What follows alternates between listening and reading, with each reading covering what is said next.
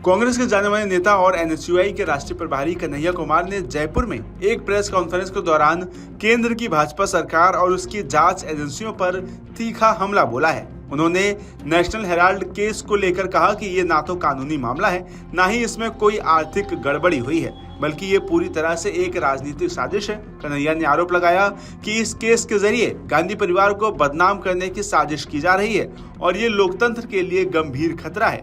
कन्हैया कुमार ने साफ कहा कि नेशनल हेराल्ड और इससे जुड़े कंपनियां नॉन प्रॉफिट संस्थाएं हैं जिनसे कोई निजी लाभ नहीं कमाया जा सकता है। उन्होंने दावा किया कि भाजपा द्वारा फैलाया गया ये झूठ कि कांग्रेस ने इस प्रॉपर्टी से हजारों करोड़ रुपए कमाए हैं पूरी तरह से निराधार है। उन्होंने स्पष्ट किया कि अधिकांश संपत्तियां लीज पर हैं और उनका ना तो विक्रय हो सकता है और ना ही उनसे किसी को निजी लाभ हो सकता है। इसके अलावा कन्हैया ने प्रधानमंत्री नरेंद्र मोदी पर भी तीखा हमला बोला और कहा कि वे लगातार कांग्रेस मुक्त भारत की बात करते हैं, लेकिन जब ये संभव नहीं हो पाया तो अब गांधी परिवार को निशाना बनाकर बदनाम करने की कोशिश की जा रही है। उन्होंने कहा कि ये वही परिवार है जिसने देश की आजादी और लोकतंत्र के लिए जान की कुर्बानी तक दे दी है, लेकिन आज उसी पर सवाल खड़े किए जा रहे हैं। न सिर्फ पीएम मोदी बल्कि ईडी पर भी कन्हैया कुमार ने जमकर फायर किया है। वहीं इसके साथ ही ईडी पर तंज कसते हुए उन्होंने कहा कि ईडी अब प्रवर्तन निदेशालय नहीं बल्कि एक्सटॉर्शन डिपार्टमेंट बन चुका है,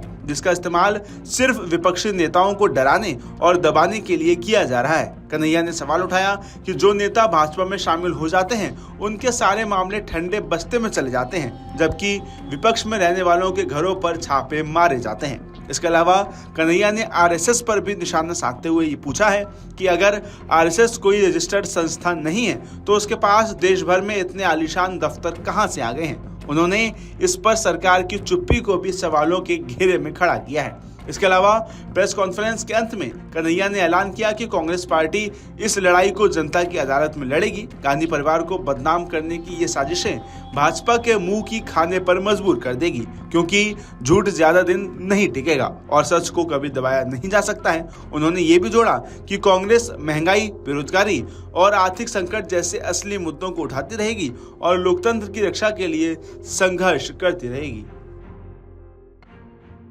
अगर आप ये वीडियो YouTube पर देख रहे हैं तो हमारे चैनल को सब्सक्राइब करें और बेल आइकन को दबाना ना भूलें। अगर आप Facebook पर ये वीडियो देख रहे हैं तो हमारे पेज को लाइक करें।